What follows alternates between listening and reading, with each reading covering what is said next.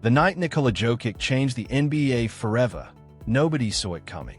But by the end of it, the whole league realized the game would never be the same again. His triple-double is better than Steph's three. Now that's sick when you think about it like that. Would you say, damn. Like, think of it like that. Best shooter in the world, like Steph's three, that we know that damn near, we don't know what percentage he shoots, but it looked like it's 90% in a sense. Yeah. He has a better chance hitting a triple-double than Steph has hitting the three.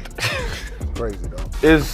We have now gotten to the point where we can watch Nikola Jokić have a triple-double, and we'll say, hey man, he just had a good game. And it doesn't get talked about, but we're just getting so used to, we're spoiled. We've gotten so used to Nikola Jokić doing incredible things that it doesn't even feel special anymore. And that's the scary part. When he gets a triple-double, people aren't shocked like they should be.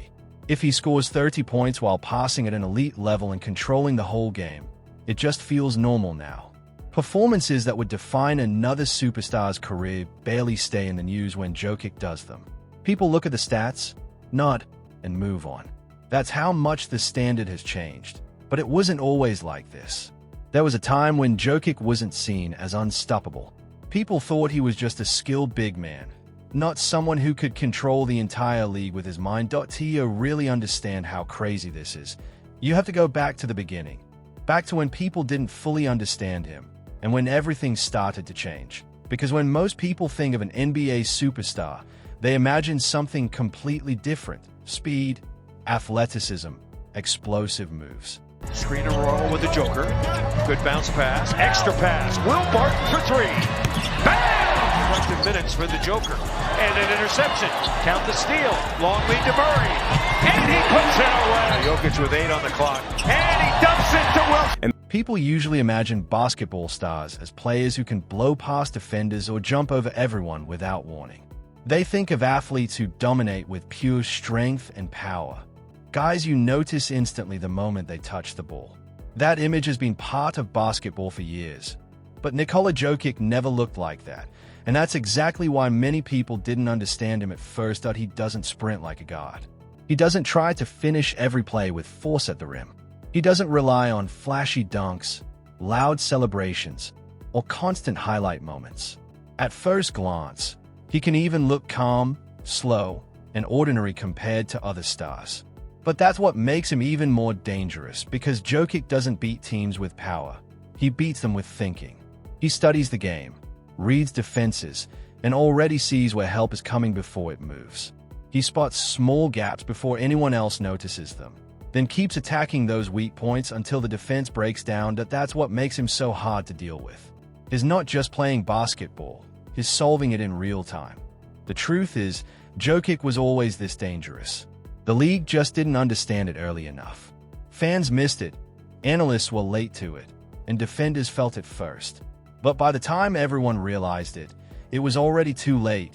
Jokić knew exactly what kind of player he was becoming long before the rest of the basketball world admitted it. He's a player that just knows who he is on that court. That's why there's almost no wasted movement in Nikola Jokic's game. No extra dribbles. No forced shots just to look aggressive. No panic. No unnecessary actions. Just full control of the pace, spacing, timing, and every decision on the court. And once a player controls all of that, he's not just playing well anymore. He's changing the entire game around him. Every possession with Jokić feels calm and controlled, almost quiet. Nothing looks special at first, until you realize the game is already slipping away from the other team. That's the early trick. This kind of dominance doesn't look scary because it doesn't look like dominance. There's no big explosion, no clear moment where you think it's over. It just builds slowly, pass by pass, read by read. And by the time you notice it, it's already too late. That's exactly why when everything finally clicked in one game, the whole league had no choice but to recognize it and no more ignoring it. No more calling it luck or hot streak. It became clear this was something different, something deeper, and something that wasn't going away. And the moment you think you've figured it out, that's usually when it gets even worse. Take a moment to talk about Nikola Jokić making a joke out of the NBA every night. Oh my goodness. Oh my God, I was literally just talking to my good friend Jared Dudley right before we jumped on here. I was just like, this guy is ridiculous. He was like, yeah, he's ridiculous. And And if you're enjoying this, make sure you subscribe, because this is just getting started. Now let's go back to where everything really started to shift, because this story doesn't hit the same without this moment. It goes back to 2017, in a game against the Milwaukee Bucks. On paper, it looked like a normal night. Nothing special, nothing historic. Just another regular game most people would forget the next day. But behind the scenes, something bigger was already building. That time, Nikola Jokić was stepping into a much bigger role for the Denver Nuggets. Coach Michael Malone was starting to lose trust in Jusuf Nurkic, and that change opened the door for Jokic. And once that door opened, he didn't hesitate. While people outside still had doubts, Jokic's confidence was rising fast. Even more importantly, his understanding of the game was growing in a way most people couldn't see yet. He was reading defenses differently, controlling the tempo without forcing anything, starting to see plays before they even developed. And that night against Milwaukee, obviously it's a very unique style of basketball. His vision is amazing. He's an amazing playmaker. He's the type of guy that, like, if you mess up a defensive coverage, he's going to find it and expose it. That's when everything really started to click in a way the league couldn't ignore anymore. The reads were faster than anyone could react to. The decisions were cleaner than anyone expected. And the control Nikola Jokić had over the game that night was impossible to miss. Nothing felt rushed. Nothing felt forced. Everything happened at the exact right moment, like he was playing on a different timeline than everyone else on the court. That's what made it so hard to understand in real time. What people were watching didn't look like anything the league had seen from a big man before. This wasn't normal. Jokić was bringing the ball up like a guard, reading the defense step by step, then delivering passes that looked impossible. Unless you already knew how the possession would end, it genuinely looked like he had solved the play before it even started. Like he already knew where every defender would move, where every teammate would be, and exactly when the opening would appear. That's not something you usually say about a center. That's something you say about elite playmakers. And somehow, he was doing both at the same time. Before this, dominant big men controlled games with force, size, strength, physical power. They imposed themselves.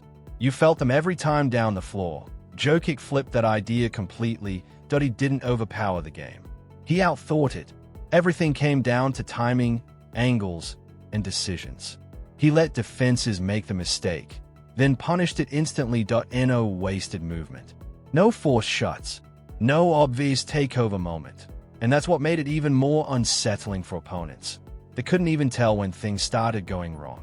That's why that performance hit different. That was the game where players around the league started looking at Nikola Jokić in a completely new way. Not just as a skilled big man, not just as a good passer, but as a problem they didn't fully understand yet. And once that kind of uncertainty sets in, it doesn't go away easily. From that point on, the conversation around him could never go back to what it was before. You couldn't unsee it. You couldn't brush it off as just a good stretch. Something had clearly changed, and the league knew it, even if they weren't ready to say it out loud. After that game against the Milwaukee Bucks, the shift was real. There were no huge headlines right away, no instant best player in the league crown. But quietly, the tone started to change. Confusion slowly turned into respect. When someone like Steve Nash speaks about your game, it hits differently. That's not just any opinion. That's a player who built his entire career on elite decision-making, timing, and control. So when he recognizes what Jokić is doing, it confirms what players and teams were starting to realize. This wasn't normal anymore. This is a player who mastered defense at the highest level. Someone built on precision, decision-making, and complete control. So when even he looks at Nikola Jokić and basically says, "This shouldn't be possible," you know something real is happening. Because what Jokić was doing wasn't just effective, it was breaking how the game is supposed to work. The usual rules didn't apply anymore. The way defenses are taught to react, how rotations are supposed to work, even how big men are expected to play, none of it seemed to fit against him. And once that happens, it forces everyone to rethink what they thought they knew. The more players faced him, the harder it became to deny. Film study doesn't fully prepare you for it. You can watch all week, but it feels completely different when you're actually on the court trying to stop him. Just listen to reactions from players like Anthony Edwards. it tells you everything. That reaction doesn't come from highlights. It comes from experience, from standing in front of Jokic, trying different coverage, making adjustments, and slowly realizing nothing is working the way it should. Every defensive move feels anticipated. Every rotation feels late before it even happens. That's when it really hits you. No matter how locked in you are, Jokic is already a step ahead. Not faster, not more explosive, just ahead. And that's a completely different problem. What makes it even more unsettling is how calm it all looks. No panic. No rushing. No forcing shots. No obvious effort to dominate. Just steady control. And somehow, that makes it wise.